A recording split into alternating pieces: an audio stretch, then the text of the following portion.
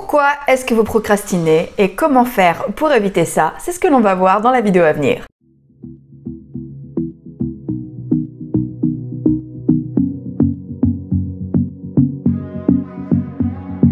Salut les petits bichons, j'espère qu'aujourd'hui ça va. Alors je peux tout vous expliquer. J'ai conscience qu'aujourd'hui je suis maquillée comme une présentatrice de JT au bled.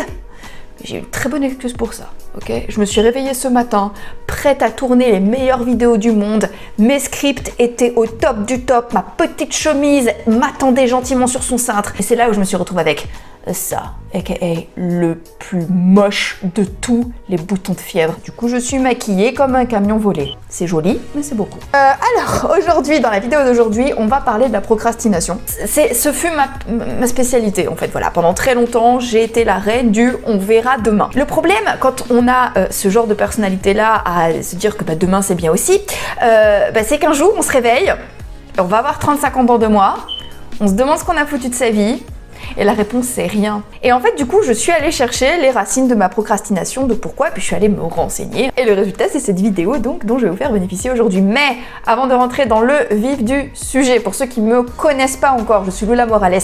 Je travaille dans le milieu du coaching et du charisme en séduction depuis plus d'une dizaine d'années et je suis là pour aider et accompagner les hommes notamment à retrouver leur estime d'eux-mêmes, monter en charisme et devenir plus attirant. Pourquoi plus attirant?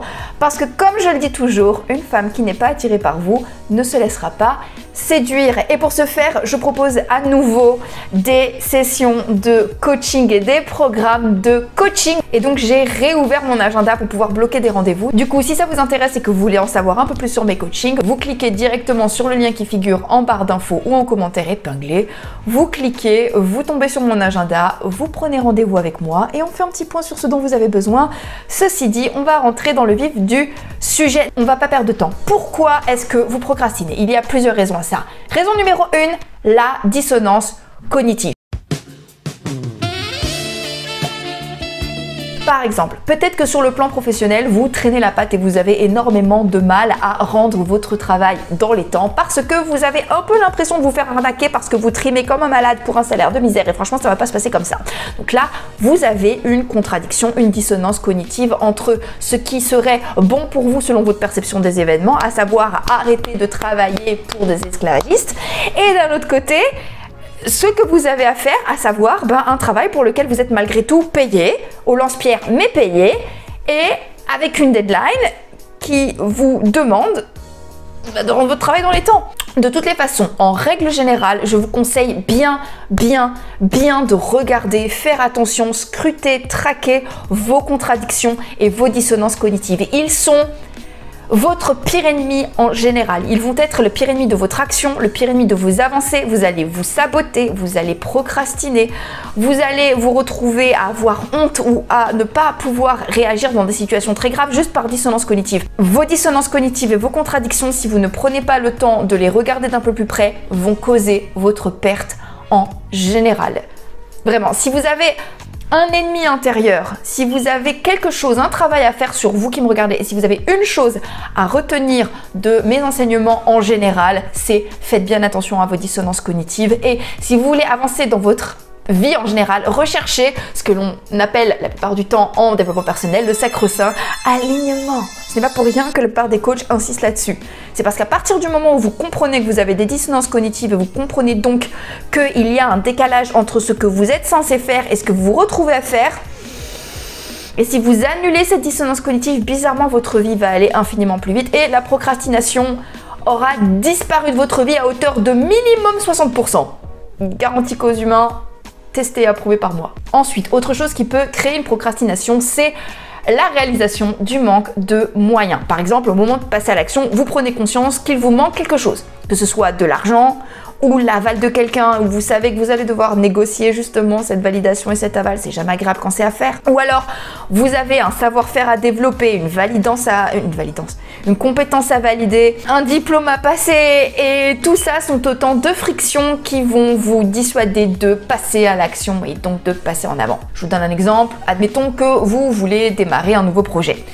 je dis n'importe quoi, vous avez très envie de partir en road trip en caravane. Voilà, c'est votre envie, ça a l'air super sur les photos. Vous aussi, vous avez envie de faire le cacou sur Instagram avec votre copine, bizarrement très blonde, très bronzée et très très mince. Pourquoi c'est toujours elles qui sont dans les hashtags van life? Je sais pas, mais vous avez envie de faire le foufou sur le hashtag van life. Grand bien vous fasse. Mais, vous savez pas conduire une caravane. Mais, vous n'avez pas de caravane. Mais, ça coûte de l'argent de s'acheter un caravane. Mais ça coûte de l'argent de louer un emplacement pour un caravane. Mais vous avez peut-être même pas votre permis. Bon bah là, vous démarrez vraiment de l'étape 1 du projet. Bon, c'est pas pour autant qu'il faille abandonner ce projet de van life. Ça veut juste dire qu'il y a énormément d'étapes à passer avant. Et à ce moment-là, comment est-ce que l'on fait pour éviter de procrastiner? Eh bien, on fragmente tout ce que l'on a à faire et on se concentre vraiment sur chaque étape du process sans vraiment faire attention à la ligne. Ça me rappelle le principal conseil que mon papa m'a donné lorsque j'ai couru ma toute première vraie épreuve sportive. Lorsque tu vas courir là maintenant, ne pense pas à la ligne d'arrivée. Concentre-toi sur chaque étape du parcours. Concentre-toi sur chaque tranche de 5 km. Et si c'est trop, concentre-toi sur chaque tranche de kilomètre et sur chaque kilomètre. Ce n'est pas grave parce que si tu fais ça, tu garderas toujours suffisamment d'énergie et de motivation pour passer l'étape suivante et sans que tu t'en rendes compte, eh ben, tu auras passé la ligne d'arrivée. C'est très exactement ce que je vous conseille de faire si vous vous retrouvez avec un projet et vous vous rendez compte qu'il vous manque énormément d'éléments à réunir pour pouvoir faire aboutir ce projet. Détendez-vous, le plus important c'est que ce projet aboutisse à un moment ou à un autre et en attendant, concentrez-vous sur réunir tout ce dont vous avez besoin pour mener votre projet à bien. Et quand ce sera fait, eh bien vous pourrez vous consacrer pleinement à l'élaboration de votre projet. Ça sent la viande ou ça sent le caca pour chien? Je suis incapable de vous... Dans tous les cas, c'est absolument dégueulasse, ça schlingue. Je sais pas ce qui est en train de se passer à l'autre bout de la maison, mais j'aime pas. Cause numéro 3, qui peut être considérée comme une variante de la cause numéro 2, qui est la submersion. Parfois, on ne sait pas par où commencer parce qu'on est submergé par l'amoncellement de choses à faire. Ok, Hippo, tu fais un choix. Non, mon bébé, tu fais un choix. Tu peux pas faire l'aller-retour entre chez papa et chez moi quand maman travaille, mon amour. Et vu la tête que tu fais, c'était de la viande qu'il y avait tout à l'heure. Oh, excusez-moi, nous interrompons ce programme pour aller bouger mon chien. Mon bébé. D'accord. Adopter les chiens qui disaient punaise. On reprend donc. Alors, la procrastination par submersion, c'est un petit peu ma spécialité. Voilà, ça a été pendant très longtemps ma marque de fabrique. Bon, ma petite signature comme ça, Morales, c'est je me réveillais le matin, pleine d'énergie, pleine de volonté et pleine d'envie de faire plein de trucs dans ma journée. Et là, je voyais en fait la masse de choses à faire. J'essayais d'avoir une évaluation à peu près correcte du temps que ça me prendrait. Je me rappelais du nombre d'heures dans ma journée à disposition pour faire ce que j'avais à faire. Je voyais que en fait le compte n'y était pas, hein, les comptes n'étaient pas bons. Du coup, je m'asseyais et je faisais rien. Et c'est comme ça que j'ai perdu plusieurs années de ma vie. Hein. On compte en années à ce stade-là. Et la submersion, c'est terrible. Parce que la submersion vous pousse en fait à abandonner parce que vous avez l'impression que dans tous les cas, vous ne disposez pas des moyens nécessaires et suffisants pour, et notamment là en termes de temps, pour faire ce que vous avez à faire. Donc là, si j'ai un conseil à vous donner, c'est asseyez-vous et dites-vous bien que dans tous les cas, à la fin de votre journée, même si vous n'avez pas tout fait, vous en aurez toujours plus fait que si vous n'avez absolument rien foutu. Voilà. Donc mon conseil, c'est pas grave si vous n'avez pas terminé à la fin de la journée tout ce que vous avez à faire. Asseyez-vous, prenez les tâches les plus importantes à faire, commencez par ce qu'il y a à faire en priorité, donnez-vous quelques heures, essayez d'évaluer le temps que ça vous prendra. Toi, je sais que tu as envie de... Allez, vas-y, monte, vas-y, vas-y. Non, j'ai pas le temps là. Vraiment, je te jure, j'ai pas le temps. Tu montes ou tu montes pas? Mais tu restes pas devant moi comme ça. Non, les négociations avec lui, il parle pas mais il gagne quand même, il m'énerve ce chien. Donc ce que vous faites dans ces cas-là, c'est vous vous asseyez et vous vous dites ok, j'ai beaucoup de choses à faire, je ne sais pas par où commencer. Vous essayez déjà dans un premier temps de regarder les choses à faire et vous en sélectionnez quelques-unes. Vous n'êtes pas obligé de tout faire, vous faites la paix avec le fait que vous ne ferez pas tout et vous vous asseyez, vous dites ok, je vais sélectionner 2-3 choses à faire qui sont les plus importantes.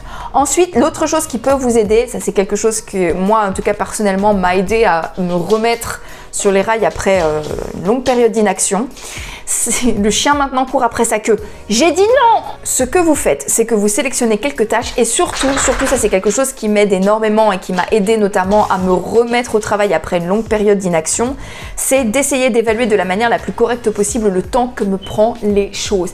Bizarrement, lorsque je suis assise devant ma to-do list, quand je prends quelques minutes pour lire un à un les éléments de ma to-do list et essayer d'évaluer le temps que ça me prend, eh bien chaque tâche me fait beaucoup moins peur. Quand je sais qu'une tâche ne me prend que 5 minutes ou 20 minutes ou une demi-heure, et que donc je sais que si je la commence maintenant dans 5, 20 minutes ou une demi-heure, je n'aurai plus à la faire, j'ai beaucoup moins peur de la faire. Ensuite, raison de procrastiner suivante, la peur des résultats, l'appréhension de l'issue suite au passage à l'action. Par exemple, vous vous rendez compte que vous anticipez l'issue d'une action comme désagréable et donc vous appréhendez. C'est souvent le cas par exemple quand vous savez que vous allez devoir avoir un mauvais moment à passer, type appeler votre banquier pour lui demander des solutions pour une situation financière difficile, temporaire. Ou alors, par exemple, le moment où vous devez annoncer à votre petite amie depuis plusieurs années que vous la quittez et vous savez que vous allez devoir passer par un moment immonde où elle va vous demander pourquoi et où vos réponses ne seront malgré tout pas suffisantes et vous savez qu'elle va crier, vous savez qu'elle va pleurer, vous savez qu'elle va avoir de la morve au pif, vous savez qu'elle va vous reprocher tout et n'importe quoi et que vous allez être le méchant de l'histoire et que du coup elle va vous faire sentir incroyablement coupable. Et du coup, vous appréhendez ce moment et comme vous appréhendez ce moment, vous le repoussez. Sauf que rendez-vous bien compte que la plupart du temps, attendre pour vous infliger quelque chose d'aussi désagréable, c'est vous infliger une double punition. Parce que ça va être la purge pareil, elle va pleurer pareil, morvonner pareil, pointage du doigt pareil, mais en plus vous allez vous faire subir pendant des jours, des semaines, des mois, de l'angoisse. Dans tous les cas, en règle générale, l'angoisse, qui est bien différent et à distinguer de la peur, l'angoisse est inutile. La peur est l'appréhension vis-à-vis d'un événement qui pourrait se produire. L'angoisse, c'est une appréhension vis-à-vis de quelque chose qui va se produire. Vous devez quitter votre copine, vous devez demander de l'aide à votre banquier. Vous devez le faire. D'accord? Vous n'allez pas rester indéfiniment dans votre situation. Donc, vous êtes en situation d'angoisse. L'angoisse ne sert à rien. Donc, avant de procrastiner un moment désagréable, demandez-vous si vous avez peur ou demandez-vous si vous êtes angoissé. Si la réponse est vous avez peur, demandez-vous comment est-ce que vous pouvez à ce moment-là éviter d'avoir à passer par un moment difficile. Mais si la réponse c'est il n'y a rien que je puisse faire pour rendre ce moment moins douloureux, je sais qu'il va être difficile à passer, c'est-à-dire que ce que vous éprouvez, c'est de l'angoisse. Et si vous êtes en situation d'angoisse, le plus vite sera le mieux. Vraiment, ça fait mal, mais quand c'est fait, c'est fini. Et enfin, le dernier truc qui peut vous amener à procrastiner, l'absence d'urgence. Ou en tout cas, le manque d'identification d'urgence. Ça, c'est la procrastination typique des étudiants qui se retrouvent 2 mois avant un examen à croire qu'ils ont tout le temps pour réviser une année entière de cours. Voilà, ça c'est l'absence d'urgence. Jusqu'au jour où bien sûr vous vous retrouvez à une semaine du 10 examens et vous vous rendez compte que vous êtes foutu. Alors, qu'est-ce que l'on fait à ce moment-là pour éviter l'absence d'urgence? Eh bien, en fait, ça va se faire en amont parce que le plus important, c'est d'essayer d'évaluer vraiment en amont le temps dont vous disposez. Mais ne vous contentez pas juste de vous asseoir et d'évaluer ce temps. Transformez en fait cette évaluation en véritable rétro-planning. L'absence d'urgence se règle avec un rétro-planning. Voilà, et il me semble que j'ai tout dit pour aujourd'hui. Cette vidéo est terminée. Merci d'avoir réussi à la suivre sans porter beaucoup trop d'attention à cette horreur, à cette immondice que j'ai comme ça sur le coin de la lèvre. Abonnez-vous si cette chaîne vous plaît. Je vais revenir de manière régulière. Alors, normalement, je vais tâcher maintenant de sortir des vidéos le lundi, le mercredi, le jeudi et le dimanche. Cette semaine va être encore un petit peu difficile parce que je suis encore un peu en train de prendre mes marques, mais on va y arriver. Soit dit en passant, on est bientôt 10 000 abonnés sur cette chaîne après tout ce temps. Donc, si cette chaîne vous plaît et que vous faites partie des gens qui ne sont pas encore abonnés, abonnez-vous, ça fait plaisir et c'est très important pour le référencement. Si cette chaîne vous plaît, vous me mettez votre plus gros pouce. Si mes conseils vous plaisent, prenez rendez-vous avec moi en cliquant sur le lien qui figure en barre d'infos ou en commentaire épinglé. Si vous avez d'autres tips à donner en ce qui concerne la procrastination, c'est dans les commentaires que ça se passe. Moi pour le moment, je vous embrasse, prenez soin de vous et n'oubliez jamais que dans la nature, les individus qui survivent ne sont pas les plus forts, mais ceux qui s'adaptent. Oh oui, j'ai changé de leitmotiv, je trouve que celui-là il est un petit peu plus badass. Qu'est-ce que vous en pensez? Prenez soin de vous les gens.